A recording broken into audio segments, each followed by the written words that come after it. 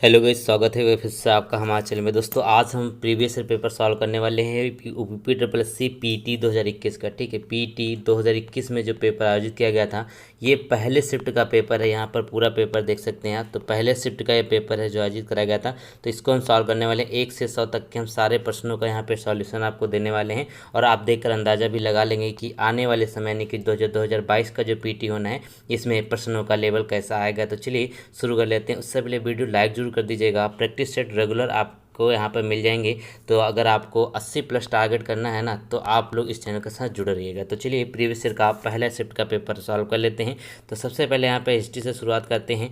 तो देखिएगा पहला क्वेश्चन जो पूछा गया था कि भारत में शासन करने वाले दिए गए शासकों का काल क्रमानुसार सही क्रम क्या है। यहाँ पे देखिए 4 आपको शासक दिए होंगे। बोला गया है कि इनमें से आपको अरेंज करना है क्रोनोलॉजिकल ऑर्डर में। ठीक है, तो सबसे पहले अगर यहाँ पे देखेंगे इल्तुतमिश आए थे। ठीक है, सबसे पहले यहाँ पे इल्तुतमिश आया था, उसके बाद यहाँ पे अलाउद्दीन खिलजी आया था और उसके बाद शेरशाह सूरी आए थे और फिर अकबर आए थे। ठीक है, तो इस तरीके से यहाँ होगा सबसे पहले। तो क्या आपका राइट आंसर हो जाएगा बेसिकली वो हो जाएगा आपका बी वाला, यानी कि चौथा, तीसरा, पहला और दूसरा। अगला क्वेश्चन देखिए, क्वेश्चन नंबर 2।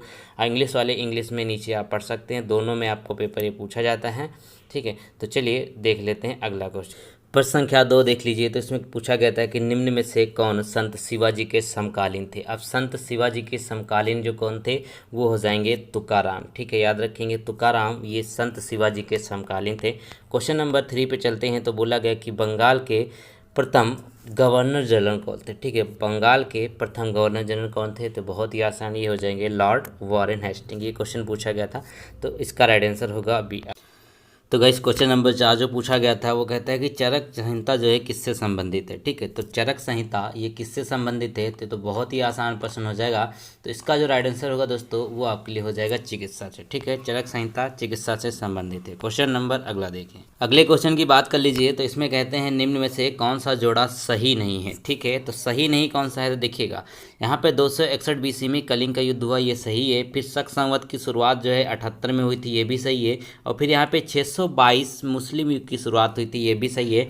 अब यहाँ पर जो 1709 है ना इसमें औरंगजेब की मृत्यु नहीं हुई थी बल्कि ये 1707 में औरंगजेब की मृत्यु हुई थी। तो इसका राइट आंसर क्या हो जाएगा ऑप्शन नंबर डी, क्योंकि यही यहाँ पर इसका जोड़ा सही नहीं है। क्वेश्चन नंबर 6 की तरफ चलते हैं। तो 6 में कहा गया कि निम्नलिखित में से किसे भारत के grand old man of India के नाम से भी जानते हैं। ठीक है, भारत के ग्रैंड ओल्ड मैन के नाम से किसको जाना जाता है। तो इसका राइट आंसर हो जाएगा 6 आपके लिए, वो हो जाएगा दादा भाई नौरोजी। ठीक है, दादा भाई नौरोजी इसके राइट आंसर हो जाएंगे। क्वेश्चन नंबर अगर 7 की बात कर लीजिए तो कहते हैं सन 1915 और 16 में किसके नेतृत्व में 2 होम रूल लीग की शुरू करी गई यानी कि स्थापना हुई थी, ये भी कह सकते हैं। तो ये हो जाएंगे कौन से, एनी बेसेंट और लोकमान्य तिलक। ठीक है, एनी बेसेंट और लोकमान्य तिलक के समय में 1915 और 1916 के नेतृत्व में होम रूल लीग की स्थापना करी गई थी। क्वेश्चन नंबर अगला देखेंगे। तो अगले में क्या कहते हैं, अगले क्वेश्चन में यहाँ पे बोला गया कि आपको मिलान करना है, निम्न का मिलान कर लीजिए। देखिएगा ब्रह्म समाज किससे संबंधित है तो ये हो जाएंगे राजा राम मोहन राय। ठीक है, रामकृष्ण मिशन की अगर बात कर लेते हैं तो ये हो जाएंगे स्वामी विवेकानंद। आर्य समाज की स्थापना किसने करी थी वो हो जाएंगे दयानंद सरस्वती। और उसके बाद आ जाते हैं सत्य शोधक समाज, तो वो कौन से हो जाएंगे श्री धरालू नायडू। तो डी का राइट आंसर क्या हो जाएगा, ये आपका यहाँ पर हो गया आपके लिए। ठीक है, ये माफ़ कीजिएगा जो सत्य शोधक समाज हो ये आपका ज्योतिबा राव फुले के साथ होगा। ठीक है, ब्रह्म समाज फिर से देख लेते हैं। तो ब्रह्म समाज का संबंध राजा राम मोहन से, रामकृष्ण मिशन स्वामी विवेकानंद से और आर्य समाज जो है दयानंद सरस्वती से है। तो इसका राइट आंसर क्या होगा आपके लिए वो चलिए मैं दिखा देता हूँ। तो ऑप्शन नंबर यहाँ पे जो आपका सी है ये आपका बिल्कुल सही हो जाएगा। ठीक है, तो चलिए क्वेश्चन नंबर अगले तरफ मूव करते हैं। अगले क्वेश्चन की बात कर लीजिए। तो कहते हैं कि यहाँ पे करो या मरो का नारा किसके द्वारा दिया गया था। करो या मरो का नारा किसके द्वारा दिया गया था तो इसका राइट आंसर हो जाएगा महात्मा गांधी। ठीक है, महात्मा गांधी के द्वारा करो या मरो का नारा दिया गया था। ठीक है, क्वेश्चन नंबर अगला देखिएगा। अगला क्वेश्चन बहुत ही बेहतरीन पूछा गया था। मैं बता दूं कि यूपी डबल सी पीटी 2021 का प्रीवियस ईयर का फर्स्ट शिफ्ट का पेपर हम यहाँ पे सॉल्व कर रहे हैं। तो बोला गया कि जब सुभाष चंद्र बोस ने भारतीय राष्ट्रीय कांग्रेस के अध्यक्ष पद से इस्तीफा दिया तो इस पद का प्रस्ताव किसे दिया गया था। ठीक है, ये बात है राष्ट्रीय कांग्रेस की, जब यहाँ पे अध्यक्षता से इस्तीफा दे दिया था सुभाष चंद्र बोस ने तो उस समय पद का जो प्रस्ताव दिया गया था वो दिया गया था डॉक्टर राजेंद्र प्रसाद के। तो ऑप्शन नंबर सी इसका एकदम सही है। अगले क्वेश्चन की तरफ चलते हैं। तो बोला गया कि सलाल पन विद्युत परियोजना किस नदी पर स्थित है, या फिर बिजली परियोजना किस नदी पर स्थित है, तो देखिएगा इसका राइट आंसर हो जाएगा चिनाब। ठीक है, चिनाब नदी पर स्थित है सलाल पन बिजली परियोजना। क्वेश्चन नंबर जो अगला पूछा गया 12 में, कहते हैं कि वसंत विषु होता है। ठीक है, जो वसंत विषु है ये कब होता है, तो याद रखेंगे जो वर्नल इक्विनॉक्स होता है 12 का राइट आंसर हो जाएगा 21 मार्च। ठीक है, 21 मार्च को वसंत विषु मनाया जाता है। क्वेश्चन नंबर अगर 13 की बात कर लीजिए तो कहते हैं ये क्वेश्चन बहुत बेहतरीन है। तो कहते हैं कि राजस्थान में खेतड़ी परियोजना किससे संबंधित है। ठीक है, जो खेतड़ी परियोजना है, या फिर बेसिकली कह सकते हैं खेतड़ी के जो खाने हैं वो किसके लिए प्रसिद्ध हैं, ऐसा भी प्रश्न आता है, तो ये हो जाएगा तांबा या फिर कॉपर। ठीक है, तो तांबा इसका राइट आंसर हो जाएगा। राजस्थान खेतड़ी परियोजना इसी से संबंधित है। क्वेश्चन नंबर अब क्वेश्चन नंबर 14 की तरफ देखिए, तो कहते हैं काजीरंगा राष्ट्रीय उद्यान स्थित है। ठीक है, जो काजीरंगा राष्ट्रीय उद्यान है वो कहाँ पर स्थित है, ये भी बहुत आसान था, तो ये हो जाएगा असम। ठीक है, असम में काजीरंगा राष्ट्रीय उद्यान स्थित है। क्वेश्चन नंबर जो 15 है उसको देख लीजिए, तो कहते हैं निम्नलिखित में से कौन सी हिमालयी नदी तंत्र की नदियां हैं। ठीक है, जो हिमालय नदी तंत्र है ना वहाँ की नदियां कौन से हैं, तो ये आपको बताना है। देखिएगा एक तो गंगा नदी, ये भी हिमालय क्षेत्र से निकलती है, और दूसरी ब्रह्मपुत्र नदी, ये भी हिमालय क्षेत्र से निकलती है। बाकी कावेरी की बात कर लेते हैं, गोदावरी की बात कर लेते हैं, तो ये दोस्तों साउथ की नदियाँ हैं। बाकी जो है अपनी गंगा और ब्रह्मपुत्र ये क्या निकलती हैं, ये निकलती हैं अपने हिमालयी क्षेत्र। तो इसका राइट आंसर क्या हो जाएगा, ऑप्शन नंबर बी, यानी कि दूसरा और तीसरा इसका सही है। क्वेश्चन नंबर अगर 16 की बात कर लीजिए, तो कहते हैं बैंक दर का अर्थ क्या होता है। ठीक है, जो बैंक दर होती है, जो बैंक रेट होता है, इसका अर्थ क्या होगी। 5 प्रश्न आपके पूछे जाने इकोनॉमिक्स से, तो याद रखेंगे ये होता है कि देश के केंद्रीय बैंक द्वारा ली जाने वाली आधिकारिक ब्याज दर। ठीक है, कि देश के केंद्रीय बैंक द्वारा ली जाने वाली आधिकारिक ब्याज दर ही बैंक रेट कहलाता है, बैंक दर कहलाता है। क्वेश्चन नंबर अगला देखिए, अगले प्रश्न पे नजर डालिए, तो कहते हैं यदि आरबीआई द्वारा नगद कोषानुपात को घटा दे तो साख सर्जन पर क्या असर पड़ेगा। ठीक है, अगर आरबीआई जो है वो अपना कैश रिजर्व रेशियो घटा देता है तो इस पे बेसिकली फ़र्क क्या पड़ेगा, तो याद रखेंगे तो क्या होगी, इसकी साख सर्जन जो है वो इंक्रीज कर जाती है। ठीक है, तो साख सर्जन क्या होता है, वो इंक्रीज कर जाती है अगर वो अपना जो CRA होता है यानी कि कैश रिजर्व रेशियो होता है उसको घटा देती है। तो ठीक है, क्वेश्चन नंबर 18 में देखिए, तो कहते हैं इनमें से किस प्रकार की अर्थव्यवस्था में संसाधनों पर निजी अधिकार होते हैं और आर्थिक गतिविधियों का मुख्य उद्देश्य लाभ अर्जित करना होता है। ठीक है, ये आपको बताना है। तो देखिएगा ये पूंजीवादी व्यवस्था जो होती है ना, इसमें मुख्य उद्देश्य लाभ अर्जित करना होता है। अब याद रखेंगे ऑप्शन ए इसका एकदम सही है। क्वेश्चन नंबर अगर 19 की तरफ चलिए, तो कहते हैं कि 100 रुपये के नोट पर किसके हस्ताक्षर होते हैं। ठीक है, तो बहुत ही आसान है। तो 100 रुपये का जो नोट होता है उस पर जो हस्ताक्षर होते हैं किसके होते हैं, आरबीआई के गवर्नर कौन से हैं। तो याद रखेंगे। अब आप लोग कमेंट बताइए कि इस समय प्रेजेंट में आरबीआई के गवर्नर कौन है। क्वेश्चन नंबर अगला देखिए दोस्तों, जो अगला क्वेश्चन पूछा गया यहाँ पे पूछा गया कि फेमा यानी कि FEMA का जो फुल फॉर्म है वो बेसिकली क्या होता है। तो दोस्तों देखिएगा जो फेमा का फुल फॉर्म है वो होता है फॉरेन एक्सचेंज मैनेजमेंट एक्ट। ठीक है, फॉरेन एक्सचेंज मैनेजमेंट एक्ट ये फेमा का फुल फॉर्म है, ये प्रश्न पूछा गया था। क्वेश्चन नंबर 21 में देखिए, तो कहते हैं कि भारत के संविधान में जन स्वास्थ्य एवं स्वच्छता किसमें शामिल है। ठीक है, जो भारत का संविधान है इसमें आप सभी को पता है कि 3 सूचियां मिलती हैं, राज्य सूची, संघ सूची और समवर्ती सूची। तो उसी की बात कर रहे हैं कि जन स्वास्थ्य एवं स्वच्छता है वह किसमें शामिल है। तो याद रखेंगे ये राज्य सूची का विषय है। ठीक है, किसका विषय, राज्य सूची का विषय है। क्वेश्चन दोस्तों क्वेश्चन नंबर 22 अगर देखिए, तो इसमें क्या कहते हैं कि भारत में पंचायती राज व्यवस्था इसके अंतर्गत रखी गई है। ठीक है, जो भारत में पंचायती राज व्यवस्था है ये बेसिकली किसके अंतर्गत है, तो जो आपकी DPSP है यानी कि राजनीति के निदेशक तत्व के अंतर्गत रखी है। किसमें है, ये अनुच्छेद 40 में रखी गई है। ठीक है, पंचायती राज व्यवस्था, इसको भी याद रखेंगे, पूछे जाते हैं। इसमें विषय कितने हैं, टोटल 29 विषय हैं, ये याद रखिएगा। क्वेश्चन नंबर अगला देखिएगा दोस्तों, अगर अगला क्वेश्चन देखिए, तो कहते हैं शिक्षा का अधिकार एक मौलिक अधिकार है जो किससे संबंधित है। ठीक है, एक शिक्षा का अधिकार है वो एक मौलिक अधिकार सभी को होता है। Right to education is a fundamental right. तो ये रिलेटेड किससे है, तो याद रखेंगे अनुच्छेद 21A है ना, या फिर 21 का कह सकते हैं, तो ये इससे संबंधित है। शिक्षा का अधिकार मौलिक अधिकार है ये। क्वेश्चन नंबर 24 जो पूछा गया, इसमें पूछा गया कि निम्न में से किसने संविधान सभा में उद्देश्य प्रस्ताव रखा था। किसने संविधान सभा में उद्देश्य प्रस्ताव पेश किया था, तो इसका राइट आंसर क्या हो जाएगा, जवाहरलाल नेहरू। ठीक है, जवाहरलाल नेहरू ने क्या किया था, उद्देश्य प्रस्ताव पेश किया था। ऑप्शन ए इसका बिल्कुल सही है। क्वेश्चन नंबर 25 में देखिए तो कहते हैं कि भारतीय संविधान, क्योंकि संविधान से आपके 5 प्रश्न आने इस एग्जाम में, ठीक है। तो 25 में क्या बोला गया कि अनुच्छेद में अल्पसंख्यकों के हित निहित है। अल्पसंख्यक जो होते हैं उनके हित निहित हैं किस में, तो ये अनुच्छेद 29 की बात हो रही है यहाँ पर, ठीक है। अनुच्छेद यानी कि आर्टिकल 29 है, इसमें अल्पसंख्यकों के हित की बात करी जाती है। क्वेश्चन नंबर अगला देखिए कि 5 प्रश्न आपके साइंस के भी पूछेंगे इसमें। तो ठोस चालक में धारावाहक होते हैं, यानी कि current carrier in solid conductor, solid conductor होते हैं उसमें किसकी वजह से यहाँ पर वो जो आपकी धारा या फिर जो करंट है वो कैरी होती है, जो ले जाई जाती है। तो इसका राइट आंसर क्या होगा, बेसिकली वो हो जाएंगे मुक्त इलेक्ट्रॉन, यानी कि फ्री इलेक्ट्रॉन जो होते हैं वही मूव करते हैं, इसी वजह से करंट जो है ट्रांसफर होती है। क्वेश्चन नंबर अगला देखिएगा दोस्तों। क्वेश्चन नंबर जो 27 पूछा गया, बोला गया कि प्रकाश वर्ष किसके मापन की इकाई है। अब प्रकाश वर्ष जो है वो किसके मापन की इकाई है, तो सभी को पता है डिस्टेंस की है। अब किसके डिस्टेंस की है, वो एक वर्ष में निर्वात में प्रकाश द्वारा चली गई दूरी की डिस्टेंस होती है। क्वेश्चन नंबर अगला 28 में देखिए तो कहते हैं ब्लीचिंग पाउडर का रासायनिक नाम क्या है, ठीक है। जो ब्लीचिंग पाउडर है इसका रासायनिक नाम क्या है, ये आपको पूछा गया। तो सभी को बताया आपका CaOCl2 होता है कि नहीं होता है, बिल्कुल होता है। तो आपका राइट आंसर क्या हो जाएगा, ऑप्शन नंबर बी, यानी कैल्शियम ऑक्सीक्लोराइड इसका राइट आंसर हो जाएगा। ये ब्लीचिंग पाउडर का रासायनिक नाम है। क्वेश्चन नंबर अगला कहता है यहाँ पे कि 18 कैरेट सोने में खरे सोने का परसेंटेज कितना होता है, ठीक है। 29 की अगर बात कर लीजिए तो 18 कैरेट का, देखिए अभी सबसे शुद्ध क्या होता है, ये होता है 22 कैरेट का, ठीक है। ठीक है, ये आपके आभूषण वगैरह बनते हैं। अब यहाँ पे 18 कैरेट की बात कर लेते हैं तो क्या हो जाएगा यहाँ पर, इसका जो राइट आंसर होगा बेसिकली वो 75% होता है, ठीक है। 75% जो है वो 18 कैरेट होता है। क्वेश्चन नंबर 30 की बात कर लीजिए तो कहते हैं संतरे में बहुतायत होता है, ठीक है। जो संतरे में सबसे ज़्यादा क्या पाया जाता है, तो हो जाएगा विटामिन सी, ठीक है। विटामिन सी जो है ये संतरे में सबसे ज़्यादा पाया जाता है, क्योंकि खट्टे फलों में विटामिन सी की मात्रा बहुत ज़्यादा होती है। अगला क्वेश्चन देखिए, जो मैथ के 5 प्रश्न आपके एग्जाम में पूछे गए थे उनको हम चलिए सॉल्व कर लेते हैं।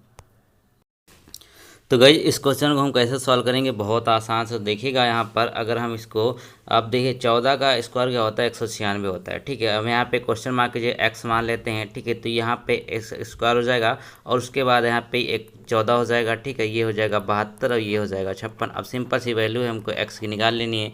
तो क्या हो जाएगा, x स्क्वायर इक्वल टू 72 गुणे 14 अपॉन में 56 हो जाएगा, ठीक है। अब क्या हो जाएगा, 14 चौको 56 हो जाता है, ठीक है। यहाँ से क्या हो जाएगा 18, 18 चौको 72 हो जाए, तो हमारी एक्स स्क्वायर की वैल्यू जो आ गई 18 आ गई है।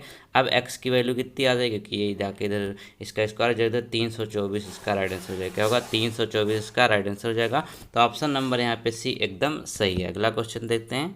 क्वेश्चन नंबर 32 देखिएगा, देखने में बहुत बड़ा लगता है लेकिन ये बहुत आसान है, ठीक है। देखने में बहुत बड़ा लेकिन बहुत आसान है। देखिएगा इसका एक फार्मूला होता है, वो क्या होता है, ए क्यूब प्लस बी क्यूब, ठीक है। ए क्यूब प्लस बी क्यूब, क्योंकि यहाँ पे 3 रखा, ए की वैल्यू यहाँ पे 885 है, तो ये ए क्यूब है और फिर यहाँ पे ए बी क्यूब है, ठीक है। और यहाँ पे इसी तरीके से नीचे क्या हो जाएगा, ये ए स्क्वायर है और ये हो जाएगा बी स्क्वायर और माइनस ए बी, ठीक है। क्या होगा इसका formula, A square plus B square minus A B, ये किसके बराबर होता है, ये बराबर होता है ए प्लस बी के, ठीक है। तो ए प्लस बी, ए की वैल्यू हमको 885 दिख रही है और बी की वैल्यू हमको 115 दिख रही है, तो इनको जोड़ देंगे क्या होगा, 1000 आ जाएगा, ठीक है। आपका राइट आंसर क्या होगा, ऑप्शन नंबर डी। तो यही फार्मूला होता है, बहुत आसान, देखने में बड़ा लगता है लेकिन आसान है, ठीक है। क्वेश्चन नंबर 33 देखिए, इसको कई तरीके से कर सकते हैं, फिलहाल इसका फार्मूले के हिसाब से करते हैं। तो देखिएगा यहाँ पर क्या होगा, तो ये जो क्वेश्चन है ना, आप इसका फार्मूला देखिए क्या होगा, रूट ए माइनस रूट बी अपॉन में रूट ए प्लस रूट बी, ये तो दिया हुआ है, ये स्ट्रक्चर हमको दिया हुआ है, ठीक है। और यह आप इसका फार्मूला क्या होता है, ये हो जाता है A plus B minus 2 root A B upon में क्या हो जाएगा यहाँ पर ए माइनस बी, ठीक है। हमको निकालना तो यही था। तो ए का वैल्यू क्या है, यहाँ पे 5 दे रखा है, तो 5 + 3 - 2 रूट 5 × 3, क्योंकि b की वैल्यू यहाँ पे 3 दे रखी है, अपॉन में 5 - 3 हो जाएगा, ठीक है। अब इसको और थोड़ा सा सॉल्व करेंगे तो क्या हो जाएगी, ये इसको और थोड़ा सॉल्व करेंगे, नीचे बचेगा 2, ऊपर क्या हो जाएगा 8 - 2 रूट, ठीक है, 1 15 हो जाएगा, ठीक है। तो यहाँ पे और इसको सॉल्व करेंगे तो क्या होगा, 4 + √15 आप 4 - √15 आपका राइट आंसर जो ऑप्शन नंबर बी, ये क्या हो जाएगा, ठीक है। बहुत ही आसान था। चलिए क्वेश्चन नंबर अगला देखिएगा, 34 कहता है, और टीवी सेट का मूल्य 30% घटाने पर उसकी बिक्री 20% बढ़ जाती है, ठीक है। तो मान लीजिए इसका मूल्य कितना था, 100 रुपये था, ठीक है। मान लीजिए 100 रुपये था, 30% घटा दिया तो कितना हो जाएगा, 100 हो जाएगा। ठीक है, 30% घटाया ना तो 70/100 हो जाएगा।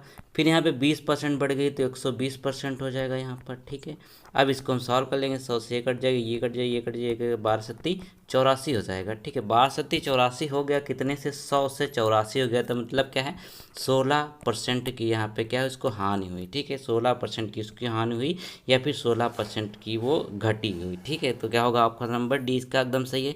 चलिए क्वेश्चन नंबर अगला देखिएगा। अगले में कहते हैं 4 खिलाड़ियों की औसत उम्र यहाँ पे 18.5 वर्ष है। ठीक है, 4 खिलाड़ियों की औसत है इतनी, तो 4 खिलाड़ियों की औसत 18.5 वर्ष है। तो ये टोटल अगर हम निकालेंगे, कुल निकालेंगे तो कितना हो जाएगा, ये 74 हो जाएगा। ठीक है, बिल्कुल हो जाएगा। अगर कोच की उम्र इसमें शामिल हो जाए तो पहले 4 थे तो 5 हो जाएंगे। ठीक है, 5 हो जाएंगे। अब यहाँ पे कहते हैं उसकी औसत उम्र 20% बढ़ जाती है। औसत उम्र 18.5 थी, तो 18.5 का अगर हम यहाँ पे 120% निकालेंगे दोस्तों तो कितना हो जाएगा। ठीक है, ये कट जाएगी, ये कट जाएगा, कटने के बाद आएगा 22.2। ठीक है, क्या हो जाएगा, 22.2 हमारा आ जाएगा। तो 22.2 ये हो गया हमारा। अब इसको हम मल्टीप्लाई कर लेंगे, कितना जाएगा, 111 हो जाएगा। ठीक है, ये वाला। अब 111 में कितने का डिफरेंस, 111 और 74 में। ठीक है, 111 - 74 कितना आ जाएगा, ये हमारा आ जाएगा 37 साल। ठीक है, क्या होगा, यही 37 वर्ष तो वैल्यू जो है कोच की उम्र आ जाएगी। बिल्कुल आ जाएगी, बहुत आसान था, ये भी आप कर सकते हैं आसानी से। हिंदी के 5 प्रश्न आपको पूछे जाएंगे, तो हिंदी के प्रश्नों को देख लेते हैं। तो क्वेश्चन नंबर 36 में जो पूछा गया था कि एकल का विलोम शब्द क्या होगा, तो बहुत ही आसान था। तो एकल का विलोम शब्द क्या हो जाएगा, बहुल हो जाएगा। ठीक है, क्वेश्चन नंबर अगला देखें यहाँ पे 37 में, तो कहते हैं दर्प का पर्यायवाची कौन सा होगा। ठीक है, जो दर्प है इसका पर्यायवाची कौन सा होगा, तो इसका राइट आंसर हो जाएगा अहंकार। ठीक है, अहंकार जो है ये दर्प का पर्यायवाची होता है। क्वेश्चन नंबर अगला देखिएगा यहाँ पे 38 में, तो कहते हैं मन को हरने वाले वाक्य के लिए नीचे दिए गए विकल्पों में से एक शब्द चुनना है। ठीक है, मन को हरने वाले को लिए यहाँ पे एक शब्द चुनना है। तो 38 का राइट आंसर क्या हो जाएगा, वो हो जाएगा मनोहर। ठीक है, मनोहर इसका राइट आंसर हो जाएगा। क्वेश्चन नंबर अगला देखिए, तो कहते हैं कि गागर में सागर भरना मुहावरे का अर्थ क्या होगा। ठीक है, गागर में सागर भरना मुहावरे का जो अर्थ होगा बेसिकली तो बहुत ही आसान है, वो क्या हो जाएगा, थोड़े में बहुत कुछ कह देना। ये क्या होता है, गागर में सागर भरने के समान होता है। क्वेश्चन नंबर अगला देखिए 40 में कहते हैं कि शुद्ध वर्तनी का चयन करना है आपको। ठीक है, क्या होगा, शुद्ध वर्तनी का चयन करना है। तो बेसिकली जो महत्वाकांक्षा होता है वो कैसे लिखा जाता है, वो ऐसे लिखा जाता है। ठीक है, ऑप्शन नंबर सी इसका सही होगा, यानी कि महत्वाकांक्षा जो है वो इस तरीके से लिखा जाएगा। चलिए अगले क्वेश्चन की तरफ चलते हैं। अब देखिएगा यहाँ पे आपको इंग्लिश के 5 प्रश्न इसमें पूछे जाने हैं इस पीटी एग्जाम में। तो इंग्लिश में क्या होगा, 3 क्वेश्चन तो आपके यहाँ पे पैसेज से आएंगे। ठीक है, 3 या 2 क्वेश्चन जो भी आने होंगे, बाकी 2 क्वेश्चन आपके वोकेबुलरी से आएंगे। ठीक है, तो चलिए ये आपको यहाँ पे पैसेज दिया हुआ है, तो आप इसको चाहें तो पढ़ सकते हैं। मैं धीरे धीरे स्क्रॉल कर रहा हूँ। ठीक है, पढ़ने के बाद आप इसके क्वेश्चन जो हैं वो आप सॉल्व करेंगे। तो वीडियो पॉज करके आप इसको आराम से पढ़ भी सकते हैं। तो चलिए कुछ के क्वेश्चन देख लेते हैं। तो इसका पैसेज के हिसाब से इसमें क्वेश्चन पूछा गया है कि a many sided personality mean, यानी कि जो एक बहुत सारी साइडों के पर्सनालिटी वाला है, उसका मतलब क्या है, वो हो जाएगा यहाँ पर a person having varied interest. ठीक है, ये आपको पैसेज से देखने को मिलेंगे सारे आंसर। अगला क्वेश्चन है कि पंडित नेहरू इंजॉय, ठीक है, वो इंजॉय करते थे किस चीज़ों में, तो doing all these and much more. ठीक है, सब कुछ यहाँ पर इस तरीके से वो इंजॉय करते थे। क्वेश्चन नंबर 43 है, ये लास्ट है पैसेज का। तो इसमें बोला गया है कि जो स्टेटमेंट है reflect Pandit Nehru point of view, तो यहाँ पे क्या हो जाएगा, वो हो जाएगा यहाँ पे science and humanism are equal important, ये इसका राइट आंसर हो जाएगा। अब आप समझ रहे कि ये पैसेज आप पूरा अगर पढ़ेंगे तब आप इसका आंसर आराम से दे पाएंगे। ठीक है, क्वेश्चन नंबर अब 44 देखिए, इसमें आपको सिनोनिम्स पूछा है, तो आप सिंपल से देखिए, फेमस का पूछा गया है तो बहुत ही आसान है। फेमस का क्या हो जाएगा, पॉपुलर हो जाएगा। ये सिनोनिम्स है यानी कि पर्यायवाची है, तो फेमस का पर्यायवाची क्या होगा, पॉपुलर हो जाएगा। क्वेश्चन नंबर अगला, ये भी बहुत आसान है। तो बोला गया एंटोनिम यानी कि इसमें विलोम शब्द बताना है, अपोजिट बताना है। तो ट्रांसपेरेंट मतलब पारदर्शी का पूछा गया, तो पारदर्शी का क्या हो जाएगा, उपयोगी हो जाएगा, यानी कि अपारदर्शी हो जाएगा।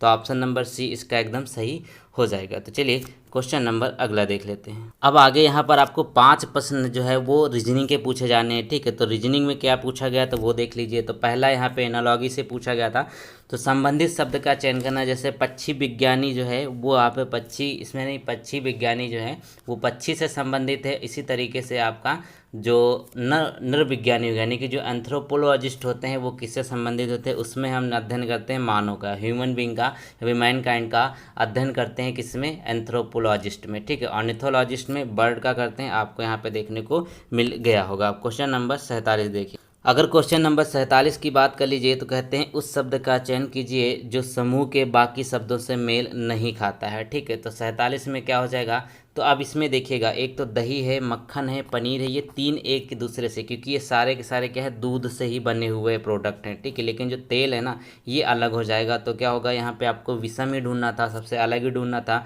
तो क्या होगा, ऑप्शन नंबर सी इसका एकदम सही हो जाएगा। तो चलिए क्वेश्चन नंबर अगला देखिएगा। अगले में यहाँ पर आपको कूट दिया हुआ है, इसको आप कैसे सॉल्व करेंगे इसको भी हम जल्दी से देख लेते हैं। तो दोस्तों क्वेश्चन नंबर 48 जो पूछा गया था इसमें रीजनिंग का है, ठीक है। तो यहाँ पे प्रोडक्शन को ऐसे कूट किया गया, तो अब इसको ध्यान से देखिएगा तो पी के बाद क्या हो जाता है, क्यू हो जाता है, यानी कि ये क्या है, +1 चल रहा है, और उसके तुरंत बाद वाले में क्या चल रहा है, यहाँ पे देखिए प्रोडक्शन से आर से क्या हो गया, क्यों हो गया, ठीक है। तो क्या ये -1 चल रहा है, तो इसी तरीके से +1 -1 +1 -1 चलेगा। तो यहाँ पे बोलता है कि ओरिएंटेशन का यहाँ पे किस प्रकार लिखा जाएगा, ठीक है। ओरिएंटेशन को किस तरीके लिखा जाए, तो ओ में क्या है, पहले तो +1 करेंगे तो क्या हो जाएगी, ये पी हो जाएगा। इसी तरीके से आर में क्या कर देंगे, आर में हम यहाँ पे -1 कर देंगे तो ये क्यू हो जाएगा। तो पी क्यू से हमको ये 2 मिल गया, यानी कि इन्हीं दो में से कोई आंसर होना है, ठीक है। तो यहाँ पे अब ये हो जाएगा, ठीक है। इसी तरीके से अगर हम यहाँ पे देखिए कितना सामान है, इसको छोड़ दीजिए, इतना इतना सामान है, फिर यहाँ से देखिए यहाँ से डिफरेंस आ रहा है, ठीक है, यहाँ से डिफरेंस आ रहा है, तो यहाँ पे +1 -1 +1 -1 +1 -1 +1 -1, ठीक है। तो टी का यहाँ पे क्या हो जाएगा, एस हो जाएगा। तो याद रखेंगे आपका ए बिल्कुल सही हो जाएगा, ठीक है। तो ये -1 पे था, तो ये इस तरीके से बहुत ही आसान था। क्वेश्चन नंबर अगला देखिएगा, तो इसमें क्या कहा गया है, तो इसमें देखिए जो क्वेश्चन कहता है कि रीता की ओर इशारा करते हुए निखिल ने कहा, मैं उनकी माँ के पुत्र का इकलौता पुत्र हूँ, रीता निखिल से किस प्रकार से संबंधित है। तो देखिएगा यहाँ पे सिंपल सी बात है, हम पहले रीता को ले लेते हैं, ठीक है, रीता हो गई। तो ये कहता क्या है कि मैं उनकी माँ, यानी कि रीता की जो माँ है ना, माँ, इनका इकलौता पुत्र, तो इनका पुत्र क्या हो जाएगा, रीता की बहन, रीता बहन हो जाएगी ना, इसका भाई हो जाएगा। तो क्या हो जाएगा, ये इनका पुत्र है, माँ के इकलौते पुत्र का पुत्र है, ये कौन है, ये पुत्र जो है ये निखिल हो जाएंगे, ठीक है, निखिल हो जाएंगे। तो ऑब्वियस सी बात है, अगर यहाँ पे रीता है, रीता के भाई का पुत्र है ना, तो वो क्या हो जाएगा, वो क्या हो जाएगा, रीता संबंधित है, इससे बुआ हो जाएंगे, क्या होगा, ए का राइट आंसर होगा आपका बुआ हो जाएगा। बहुत ही आसान था। क्वेश्चन नंबर अगला देखिए, तो कहते हैं यदि किसी वर्ष में 25 अगस्त को गुरुवार है तो उसी महीने में सोमवार को क्या होगा, ठीक है। अब देखिए कहते 25 जो अगस्त है ना, 25 अगस्त को गुरुवार है, यानी कि थर्सडे है, ठीक है, थर्सडे है, तो उसी महीने में सोमवार की संख्या क्या होगी, ये आपको बताना है। तो देखिए सिंपल सी बात है, अगर यहाँ पे थर्सडे हो गया तो 26 को क्या हो जाएगा, फ्राइडे हो जाएगा, ठीक है। और उसके बाद 27 को क्या हो जाएगा, ये आपका हो जाएगा सैटरडे हो जाएगा। 28 को यहाँ पे क्या हो जाएगा, संडे हो जाएगा, ठीक है। और 29 को क्या हो जाएगा, ये मंडे हो जाएगा। तो एक तो यहाँ पर आ गया, ठीक है। 29 को अगर मंडे आ गया है तो 29 से पहले क्या होगा, 22 को हो जाएगा एक मंडे, ठीक है। उसके बाद क्या हो जाएगा, ये आपको 15 को एक मंडे हो जाएगा, क्योंकि 7 के बाद चलता है। उसके बाद क्या हो जाएगा, 8 को एक मंडे हो जाएगा। उसके बाद यहाँ पर 1 को एक मंडे हो जाएगा। टोटल कितने मंडे पड़ेंगे, 5 मंडे पड़ेंगे एक महीने में, ठीक है। तो इस तरीके से आप इसको सॉल्व कर सकते हैं। तो गाइस प्रश्न संख्या 51 की तरफ चलते हैं। तो बोलते हैं कि निम्न में से किस शहर में लाइट हाउस परियोजना का क्रियान्वयन नहीं हुआ था, ठीक है। लाइट हाउस परियोजना जो है इसमें किस शहर में इसका क्रियान्वयन नहीं हुआ, तो इसका राइट आंसर हो जाएगा पटना, ठीक है। बाकी यहाँ पे अगरतला, चेन्नई, रांची, यहाँ सब में लाइट हाउस परियोजना का क्रियान्वयन हुआ था। क्वेश्चन नंबर अगला पूछा गया कि कौन सी भारतीय दूरसंचार कंपनी विश्व की 5वीं सबसे मजबूत ब्रांड बन गई है, ठीक है। विश्व की 5वीं सबसे मजबूत ब्रांड कौन सी बनी है, तो ये हो जाएगी रिलायंस जियो, ठीक है, याद रखेंगे। चलिए क्वेश्चन नंबर जो अगला पूछा गया था वो इसमें पूछा गया था बोल्ड, ठीक है, बम्बू ओएसिस इनलैंड इन ड्रॉट, यानी कि ये परियोजना हाल ही में भारत के किस राज्य में शुरू करी गई, ठीक है, ये पूछा गया। तो 53 का आपका जो राइट आंसर है याद रखेंगे वो हो जाएगा राजस्थान, ठीक है। ये परियोजना राजस्थान में शुरू करी गई थी। क्वेश्चन नंबर अगर यहाँ पे 54 देखें तो इसमें बोलते हैं कोवैक्स योजना के अंतर्गत कोविड-19 की मुफ्त वैक्सीन पाने वाला पहला देश कौन सा हो जाएगा, ठीक है। मुफ्त वैक्सीन पाने वाला जो पहला देश बना था वो हो जाएगा कौन सा, घाना। ठीक है, याद रखेंगे घाना, ये हो जाएगा कोवैक्स योजना के तहत। क्वेश्चन नंबर अगला देखिए। अगले क्वेश्चन में देखिए तो कहते हैं अंतरिक्ष में जाने वाले भारतीय मूल की दूसरी अमेरिकी महिला अंतरिक्ष यात्री कौन थी। ठीक है, ये दूसरी अंतरिक्ष यात्री की बात कर रहे हैं, तो 55 का जो आपका राइट आंसर हो जाएगा वो हो जाएगी कौन सी, सिरसा बांदला। ठीक है, ये दूसरी भारतीय मूल की अंतरिक्ष में जाने वाली महिला बनी थी। क्वेश्चन नंबर अगला पूछा गया था, उस भारतीय पहलवान का आपको नाम बताना है जिस पर हाल ही में डोपिंग के लिए 2 साल का प्रतिबंध लगाया गया था। ठीक है, तो ये कौन सी हो जाएंगे, तो इसका राइट आंसर हो जाएगा सुमित मलिक। सुमित मलिक जो है इन पर 2 साल का प्रतिबंध लगाया गया था। क्वेश्चन नंबर अगला पूछा गया था कि भारत में वो कौन सा प्रथम राज्य है जहां पर end to end e cabinet प्रणाली लागू करी गई थी। ठीक है, end to end e cabinet प्रणाली लागू करी गई, तो वो कौन सा हो जाएगा, हिमाचल प्रदेश। कहाँ, हिमाचल प्रदेश में इसको लागू किया गया था। क्वेश्चन नंबर 58 की बात कर लेते हैं, तो कहते हैं किस भारतीय मंत्रालय द्वारा हाल ही में 2019-2020 के लिए UDISC शुरू किया गया था। ठीक, किस मंत्रालय के द्वारा इसको शुरू किया गया, तो याद रखेंगे इसका जो राइट आंसर है दोस्तों वो हो जाएगा शिक्षा मंत्रालय। शिक्षा मंत्रालय के द्वारा इसको शुरू किया गया था। क्वेश्चन नंबर अगला देखिएगा, क्योंकि 10 क्वेश्चन करंट अफेयर के आपके आने हैं एग्जाम में, तो ये 2021 का पेपर था उसी के हैं। तो बोला गया कि वीवो ने किस क्रिकेट खिलाड़ी को अपना ब्रांड एम्बेसडर नियुक्त किया था, तो 59 का जो आपका राइट आंसर हो जाएगा वो हो जाएंगे विराट कोहली। ठीक है, विराट कोहली को नियुक्त किया गया था। क्वेश्चन नंबर अगर 60 पे देखिए तो कहते हैं जो आपका AI है, यानी कि जो आर्टिफिशियल इंटेलिजेंस आधारित पोर्टल सुपेश है ना, वो भारत में किस न्यायालय ने शुरू किया है। ठीक है, तो 60 का राइट आंसर क्या हो जाएगी, सर्वोच्च न्यायालय के द्वारा शुरू किया गया था। किसके द्वारा, सर्वोच्च न्यायालय के द्वारा इसको शुरू किया गया था। क्वेश्चन नंबर, अब चलिए जीके की तरफ चलते हैं, क्योंकि जीके जो आपका जीए वाला पोर्शन है ना, इसमें एक जीए पोर्शन है, उसके 10 क्वेश्चन अलग से पूछे जाएंगे जनरल अवेयरनेस के। ठीक है, तो कहते हैं कितने भारतीय राज्य नेपाल से सीमा साझा करते हैं। अब नेपाल से सीमा साझा करने वाले कितने भारतीय राज्य हैं, तो टोटल 5 भारतीय राज्य हैं जो नेपाल से सीमा साझा करते हैं। क्वेश्चन नंबर 62 में देखिए तो कहते हैं निम्न में से कोस्टा रिका की राजधानी कौन सी है। ठीक है, जो कोस्टा रिका है इसकी राजधानी कौन सी हो जाएगी, तो 62 का राइट आंसर होगा आपके लिए हो जाए सान जोस। कौन सी हो जाएगी, सान जोस जो है ये कोस्टा रिका की राजधानी है। क्वेश्चन नंबर 63 देख लीजिए, तो कहते हैं केंद्र शासित प्रदेश जो लक्षद्वीप की आधिकारिक भाषा निम्न से कौन सी है। ठीक है, जो लक्षद्वीप है इसकी आधिकारिक भाषा कौन सी है, तो याद रखेंगे इसका राइट आंसर हो जाएगा मलयालम। मलयालम कहाँ की भाषा है, बेसिकली केरल की भाषा है, लेकिन लक्षद्वीप में भी ये मलयालम भाषा बोली जाती है। क्वेश्चन नंबर अगला देखिए, तो कहते हैं भारत के संविधान के अनुसार लोकसभा के सदस्यों की अधिकतम संख्या कितनी हो सकती है। ठीक है, अब लोकसभा के अधिकतम सदस्यों की जो संख्या है वो कितनी हो सकती है, तो इसका राइट आंसर क्या हो जाएगा, वो 552 हो जाएगा। ठीक है, 552 ये आयोग ने माना था, कहीं कहीं आपको 550 भी देखने को मिल सकता है, लेकिन जो आयोग ने आंसर माना था 552 माना था, यही इसका राइट आंसर भी होगा। क्वेश्चन नंबर अगला देखिए, तो कहते हैं हिंदी दिवस कब मनाया जाता है। ठीक है, 65 में हिंदी दिवस जो है ये कब मनाया जाता है, तो सभी को पता होना चाहिए, आसान सा है, ये 14 सितंबर को मनाया जाता है हिंदी दिवस। क्वेश्चन नंबर अगला पूछा गया था कि इनमें से कौन सा सार्क का सदस्य नहीं है। ठीक है, ये सार्क एक संगठन है, सभी को पता है, तो इनमें कौन सा एक इसका सदस्य नहीं है, तो ये क्या हो जाएगा, म्यांमार। ठीक है, म्यांमार जो है इसका सदस्य नहीं है, बाकी नेपाल, अफगानिस्तान, बांग्लादेश और इंडिया भी इसमें शामिल है, तो म्यांमार इसका राइट आंसर हो जाएगा, ये इसका सदस्य नहीं है। अगला क्वेश्चन देखिए, तो कहते हैं निम्न में से किस स्थान पर अजंता एलोरा की गुफाएं स्थित है। ठीक है, अजंता एलोरा गुफाएं कहाँ पर स्थित है, ये भी आसान है, ये हो जाएगा महाराष्ट्र औरंगाबाद में। ठीक है, यहाँ पर औरंगाबाद दिया है तो औरंगाबाद हो जाएगा, अगर महाराष्ट्र दिया होता तो महाराष्ट्र भी आपका राइट आंसर हो जाता।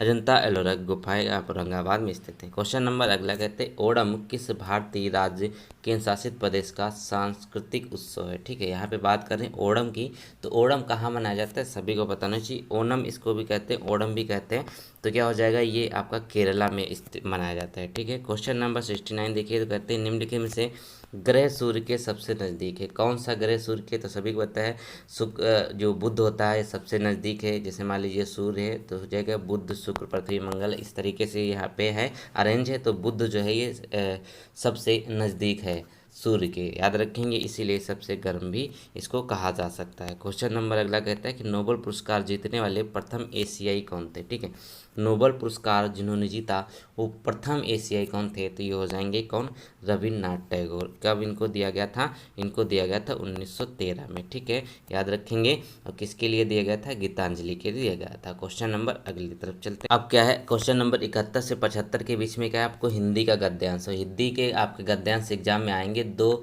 ठीक है।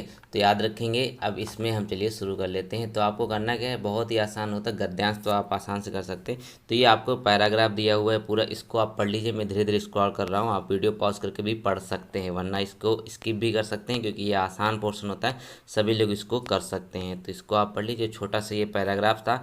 अब देखिएगा, अब ये छोटा सा पैराग्राफ था। अब यहाँ पे बोला गया है कि अब इसमें आपको इसके आंसर देने हैं। ठीक है। तो कहते हैं कि विश्व में शांति क्यों आवश्यक है। ठीक है, विश्व में शांति क्यों आवश्यक है, क्योंकि पैराग्राफ में हमने पढ़ा तो विश्व में शांति आवश्यक होती है मानव जाति के विकास के लिए। ठीक है, मानव जाति के विकास के लिए विश्व में शांति आवश्यक होती है।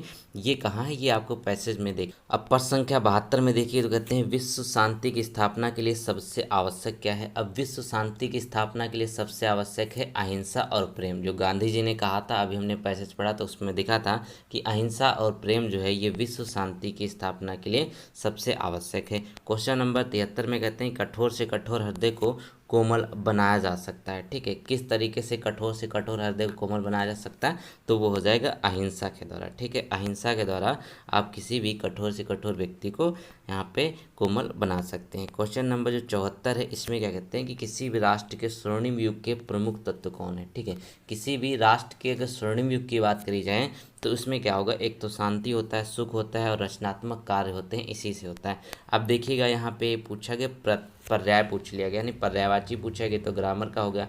तो नितांत का जो पर्यायवाची होगा दोस्तों वो क्या हो जाएगा, वो हो जाएगा बिल्कुल। ठीक है, क्या होगा, नितांत का पर्यायवाची बिल्कुल होता है।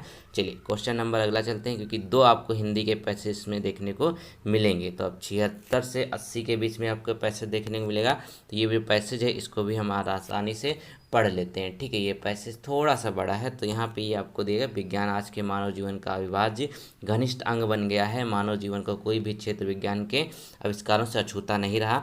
तो अब आप इसको पढ़ लीजिए, धीरे धीरे मैं स्क्रॉल कर रहा हूँ, वीडियो पॉज कर करके पढ़ लीजिए, क्योंकि अगर आपको 100 में 100 देखने हैं ना, कितना आप कर सकते हैं प्रीवियस ईयर पेपर में, तो आपको सॉल्व करना ही पड़ेगा। तो इस पूरे पैराग्राफ को आपने उम्मीद है पढ़ लिया होगा। अब ये थोड़ा सा इधर भी बचा है, तो इसको भी पढ़ लीजिए, एवं सम्यक जीवन। ठीक है, ये आप पढ़ चुके। अब चलिए इसके क्वेश्चन की तरफ चलते हैं। अब कहा गया विज्ञान मानव की सबसे बड़ी शक्ति इसलिए कही गई क्योंकि इसके बल से मनुष्य, ठीक है, तो अब यहाँ पे देखिएगा, इसके बल से मनुष्य प्रकृति और प्राणजत का सिरमौर है। ठीक है, क्या होगा, 20 का राइट आंसर हो जाएगा। क्वेश्चन नंबर अगर 77 में देखिए, तो कहते हैं वैज्ञानिक चिंतन पद्धति ने मनुष्य का सबसे बड़ा उपकार यह किया है कि उसे मुक्ति मिली है। ठीक है, अब उससे मुक्ति मिली है, किन चीज़ों से मुक्ति मिली है, उसको मुक्ति मिली है भ्रम पूर्ण रूढ़वादी विचारों से। ठीक है, क्वेश्चन नंबर 78 में देखिए, तो कहते हैं विश्व के परिवारवत लगने का प्रमुख कारण क्या है। ठीक है, विश्व के परिवारवत लगने का जो प्रमुख कारण है बेसिकली वो क्या हो जाएगा, वो होगा यातायात एवं संचार साधनों का विकास। क्या होगा, यातायात एवं संचार साधनों का विकास। क्वेश्चन नंबर 79 कहता है कि हस्तामलक, एक वर्ड यहाँ पे आपने पढ़ा है पैसेज में कि हस्तामलक शब्द से अभिप्रेत है। ठीक है, तो क्या हो जाएगा, ये होता है स्पष्ट और अनायास बोधगम्य। क्या होगा, स्पष्ट और अनायास बोधगम्य होता है। अब क्वेश्चन नंबर जो 80 है, इसमें कहते हैं कि वैज्ञानिक चिंतन पदबंध से आशय है। ठीक है, वैज्ञानिक चिंतन पदबंध से आशय क्या हो जाएगा, वो हो जाएगा स्वस्थ एवं संतुलित चिंतन। क्या होगा, स्वस्थ एवं संतुलित चिंतन हो जाएगा, यानी कि ऑप्शन डी इसका एकदम सही हो जाएगा। ठीक है, चलिए अब आगे और चलते हैं, क्योंकि अब क्या होगा 81 से हम देखेंगे किन प्रश्नों को, वो रहेगा आपका ग्राफ से रिलेटेड प्रश्न। ठीक है, क्योंकि 20 नंबर का आपको ग्राफ आना है, जिसमें 10 नंबर के आपको ग्राफ आएंगे और 10 नंबर का आपको तालिका आएगी। तो इनको भी सॉल्व करना बहुत ज़रूरी है, क्योंकि ये स्कोरिंग सब्जेक्ट रहता है और कुछ लोगों के लिए टफ रहता है, जिनको इसके बारे में पता नहीं है, क्योंकि ये बहुत ही आसान है। तो दोस्तों क्वेश्चन नंबर 81 से 85 के बीच में आपको ग्राफ दिख रहा होगा। चलिए इस ग्राफ को दिखा देते हैं क्या क्या इसमें चीज़ें बोली गई हैं। ठीक है, तो इसमें कहा गया है कि ग्राफ में एक परीक्षा में 7 छात्रों के इतिहास और भूगोल के अंकों का अनुपात दिखाया गया। ठीक है, इसको ध्यान से देखिएगा, इसमें रेशियो दिया हुआ है। मान लीजिए यहाँ पर दिया है 1.5। ठीक है, तो 1.5 ये रेशियो दिया हुआ है किसका, इतिहास और भूगोल का। ठीक है, तो यहाँ पे अगर हम पॉइंट हटा देते हैं तो 125/100 हो जाएगा कि नहीं हो जाएगा। तो ये इतिहास का जो नंबर है वो ऊपर दिया हुआ है, भूगोल का यहाँ पे नीचे दिया हुआ है, ये चीज़ें यहाँ पर है। तो इसको और भी काटे 25 चौकों से हो जाएगा 25 पंचे 125। तो बेसिकली यहाँ पे जो 1.25 है वो 5/4 है। मतलब क्या है, 5 इतिहास का नंबर दिया हुआ है और भूगोल का यहाँ पे 4 नंबर दिया हुआ है। तो इसी हिसाब से आपको देखना है। अब यहाँ पे हम इसके क्वेश्चन सॉल्व करते हैं। तो चलिए क्वेश्चन नंबर 1 की अगर हम बात कर लेते हैं तो कहता है कि कितने छात्रों ने भूगोल की अपेक्षा इतिहास में ज़्यादा अंक अर्जित किए। ठीक है, कहते हैं कि भूगोल की अपेक्षा इतिहास में ज़्यादा अंक अर्जित किए। ठीक है, इतिहास, अब इतिहास बटे भूगोल है, यहाँ पे याद रखेंगे, यानी कि इतिहास और भूगोल का रेशियो तो इतिहास बटे। तो आप देखिएगा कितने छात्र हो जाएंगे, तो यहाँ पे देखिएगा 1.55। ठीक है, 1.55 का मतलब क्या हो जाएगा, यहाँ पर अगर पॉइंट हटाएंगे तो 100 हो जाएगा। तो ऑब्वियस सी बात इसमें पता चल रहा है कि यहाँ पे भूगोल का कम अंक है और यहाँ पे हिस्ट्री का ज़्यादा अंक है। ठीक है, तो एक तो यहाँ पे ज़्यादा है, एक तो यहाँ पे इनका ज़्यादा है और एक यहाँ पे ज़्यादा है। तो टोटल 3 छात्र ऐसे हैं जिनका अंक इतिहास में भूगोल के छात्रों से ज़्यादा है। तो इसका राइट आंसर क्या हो जाएगा 81 का, वो हो जाएगा आपका ऑप्शन नंबर बी, यानी कि 3 छात्र ऐसे हैं जिनका इतिहास में ज़्यादा अंक है। आई होप ये समझ पा रहे होंगे। अब चलिए देख लेते हैं यहाँ पे 82 में। ठीक है, तो इसमें कहता है किन छात्रों को भूगोल की अपेक्षा इतिहास में कम अंक मिले। ठीक है, अब इतिहास में कम अंक किसको मिलेंगे, जो भूगोल का जहाँ पे रेशियो ज़्यादा होगा। ठीक है, तो अब देखिए 0.85 का मतलब क्या है। ठीक है, अगर पॉइंट हटा देंगे तो 100 नीचे हो जाएगा। ठीक है, अब यहाँ पे देखिएगा कि इतिहास में इनको कम अंक मिले हैं और यहाँ पे इसमें इनको अंक ज़्यादा मिले हैं। तो क्या हो जाएगा, एक तो वैल्यू ये हो जाएगी, एक ये हो जाएगी, एक ये हो जाएगी। ठीक है, तो क्या हो जाएगा 1 2 और 3 और 6। ठीक है, यहाँ पे 1 2 3 6, क्योंकि ऑप्शन ऐसे तरीके से दिख रहे हैं। तो 1 3 2 6 आपका यहाँ पे बी जो ऑप्शन हो जाएगा। ठीक है, वो आपका राइट आंसर हो जाएगा ऑप्शन नंबर बी। ठीक है, 1 2 3 6 यही तो होगा। चलिए क्वेश्चन नंबर अगला देखिएगा। तो अगले की बात कर लीजिए, यहीं पे आपको दिखा देते हैं। तो कहते हैं कि भूगोल में 3 से 4 के मध्य अंकों का परसेंटेज बढ़त जो है ये पूछा गया है। ठीक है, अब ऑब्वियस सी बात है, यहाँ पे मध्य अंकों की बात करें तो हमको इस ग्राफ में कहीं भी अंक देखने को नहीं मिलते, इसीलिए क्या हो जाएगा, इसमें आंकड़े जो हैं ये अपर्याप्त हैं। ठीक है, यहाँ पे अंक देखने को नहीं मिलते तो ये आंकड़े जो हैं अपर्याप्त हो जाएंगे, यानी कि इनसफिशिएंट डाटा है। क्वेश्चन नंबर 84 भी देख लेते हैं। तो इसमें कहा गया कि इतिहास भूगोल के अधिकतम अनुपात और न्यूनतम अनुपात का अंतर पूछा गया है। तो अब देखिएगा इतिहास और भूगोल के अधिकतम ये रेशियो, मतलब इस रेशियो में, तो अब देखिए सबसे ज़्यादा रेशियो किसका है, 1.5 है। ठीक है, सबसे ज़्यादा है यहाँ पर कि नहीं, 1.5 है। ठीक है, अब यहाँ पे न्यूनतम कितना है, न्यूनतम है हमारा 0.35। ठीक है, अब यहाँ पे हम इसको घटा देंगे तो क्या हो जाएगा, ये क्या हो जाएगा 1.20, क्या हो जाएगा 1.20। यही तो अनुपात का अंतर आया है। सबसे ज़्यादा अनुपात 1.5 इधर है और सबसे कम अनुपात 0.35 इधर है। तो अब इसको माइनस कर देंगे तो हमारा जो डिफरेंस है, जो अंतर है, वो निकल कर आ गया। ठीक है, क्वेश्चन नंबर अगला देखिए जो है हमारा 85 की अगर बात कर लीजिए तो कहते हैं कि छात्र 4 को भूगोल में 60 अंक मिले और इतिहास में अंक हैं। ठीक है, तो अब यहाँ पे देखिएगा छात्र 4 को भूगोल में 60 अंक मिले। अब 4 की वैल्यू कहाँ है, 1.25 है। ठीक है, अब इसको हम अगर ऐसे निकाल के देखें, ठीक है, तो हमने क्या निकाला, ये 25 चौके हो जाएगा, 25 पंचे 100 हो जाएगा, ये हमारा रेशियो आ जाएगा कि नहीं जाएगा। अब कहते हैं 4 को भूगोल में 60 अंक मिले, तो 4 किसके बराबर है, 60 अंक के बराबर है। तो अगर हम 1 निकालेंगे तो क्या हो जाएगा, 60/4 या क्या हो जाएगा 15 हो जाएगा। तो 1 की वैल्यू अगर 15 आ गई है तो आप क्या करेंगे, बोलते हैं इतिहास में कितने, 1 वैल्यू 15 है और 15 अब इतिहास निकालना है तो 15 को 5 से हम यहाँ पे मल्टीप्लाई कर देंगे तो 15 × 5 = 75, यानी कि ऑप्शन नंबर सी आपका एकदम सही हो जाएगा। ये आपको इस तरीके से क्वेश्चन करना था। अगला क्वेश्चन देख लेंगे। अब यहाँ पे ग्राफ दिया हुआ है आपको, चलिए दिखाता हूँ, क्वेश्चन नंबर 86 से 90 के बीच में। ठीक है, इस ग्राफ के बारे में हम बात कर लेते हैं, क्वेश्चन नंबर 86 से 90 के बारे में। तो गाइस यहाँ पे आप ग्राफ देख पा रहे होंगे, इसमें आपको क्या है, कच्चे ऊन का उत्पादन मैट्रिक टन में दिया हुआ है। ठीक है, ये आपका उत्पादन हमारे 56 है, 51 है, ये वैल्यूज़ आपको दे रखी हैं।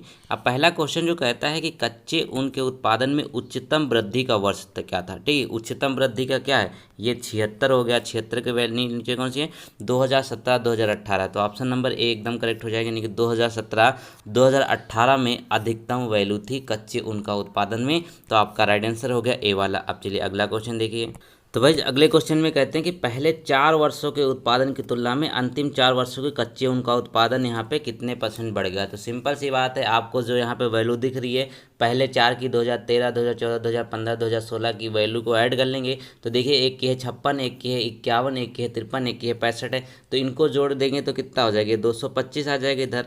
अब यहाँ पे अंतिम 4 वर्षों की बात कर लेंगे। अंतिम 4 वर्षों कितना है, एक 76 है, 58 है, 68 है, 73 है। तो इनको यहाँ पे ऐड कर लेंगे। इनको ऐड करने के बाद इसकी वैल्यू कितनी आ जाएगी, ये 275 हो जाएगी। अब इसकी वैल्यू 275, तो इनके बीच में डिफरेंस कितना है ये देखिए। तो इसके बीच में डिफरेंस कितना है, 50 का डिफरेंस है। ठीक है, 50 का डिफरेंस 50 का है। ठीक है, यहाँ पे 50 का डिफरेंस है। अब यहाँ पे देखिएगा 225 पे निकालेंगे इसको हम, क्योंकि इसके तुलना में निकाला गया ना 4 वर्षों के पहले की तुलना में बताया गया कि अंतिम का कितना बढ़ गया है। तो गुणा 100 कर देंगे। अब यहाँ पे आप काट दीजिए। काटने के बाद आपका जो वैल्यू आ जाएगा वो 22.2 आ जाएगा। ठीक है, इसको काट लेंगे इस वाले इक्वेशन को, तो आपका 22.2 आ जाएगा, यानी कि आपका राइट आंसर हो जाएगा ऑप्शन नंबर बी वाला। अब जो अगला क्वेश्चन पूछा गया है तो बहुत ही आसान है। इसमें बोलेगा 8 वर्षों के दौरान औसत उत्पादन पूछा है। तो देखिए आपको जितना भी यहाँ पे वैल्यू दिख रही है सबको ऐड कर लीजिए। तो हमने पहले जोड़ रखा था, शुरुआत के 4 का कितना था, 225 था, और लास्ट के यहाँ पे 4 का कितना था, 275 था। तो इनको दोनों को अगर जोड़ दीजिए तो कितना हो जाएगा, ये हो जाएगा 500। 500 हो गया। अब औसत कैसे निकालते हैं, पूरी वन में वैल्यू ली और कितने हैं, 8 है। ठीक है, तो 8 को हम नीचे रख देंगे। तो 8 को नीचे रख के इसको हम काट देंगे तो हमारा राइट आंसर आ जाएगा। ठीक है, इसको काट दीजिए तो क्या हो जाएगा, 8 छंग 48 हो जाएगा। और ये आपका ऑप्शन नंबर बी एकदम सही हो जाएगा। ठीक है, 62.5 राइट आंसर इसका आ जाएगा। अगला क्वेश्चन देखिएगा, तो इसमें कहते हैं यहाँ पे कि उत्पादन में पिछले वर्ष की तुलना में अधिकतम % घटत किस में रही। अब देखिए यहाँ पर आप देख पा रहे होंगे कि आपका जो 76 वाली वैल्यू है, ठीक है, 76 वाली वैल्यू है जो 2017-18 की है। ठीक है, 2017-18 की 76 वाली वैल्यू है, और उसके बाद में जो ड्रॉप हुआ वो 58 में पहुँच गया सीधे। ठीक है, 76 और 58 के बीच में सबसे ज़्यादा आपको देखने को मिल रहा है। तो कितना हो जाएगा यहाँ पर, 2018-19 में सबसे ज़्यादा ड्रॉप डाउन देखने को मिला है। तो 2018-19 में सबसे ज़्यादा यहाँ पे % में जो घटा है वही आपका राइट आंसर है। 2018-2019 इसका राइट आंसर हो जाएगा। ये तो बहुत ही आसान था। क्वेश्चन नंबर अगला देखिएगा, तो अगले में यहाँ पे कहा गया है कि 2014-2015 में कच्चे ऊन का उत्पादन 2019-20 के उत्पादन का कितना था। तो ये तो बहुत ही आसान हो जाएगा। तो ग्राफ में आप देखिए तो क्या हो जाएगा, 2014-15 की अगर बात कर लीजिए तो 2014-15 की वैल्यू कितनी है, 51 देखा गया है। अब यहाँ पे 2019 और 2020 के उत्पादन वैल्यू कितनी है, 68 है। तो इसको हम काट देंगे। इसको अगर काट दीजिए, कितने काटेंगे, 3 से हम इसको काट लेंगे। ठीक है, तो 7 क्या होगा, 17 चौक से हो जाएगा, 3/4 था। यही तो आपका राइट आंसर 3/4, यानी कि ऑप्शन नंबर डी इसका एकदम सही हो जाएगा। तो चलिए क्वेश्चन नंबर अगला देखेंगे।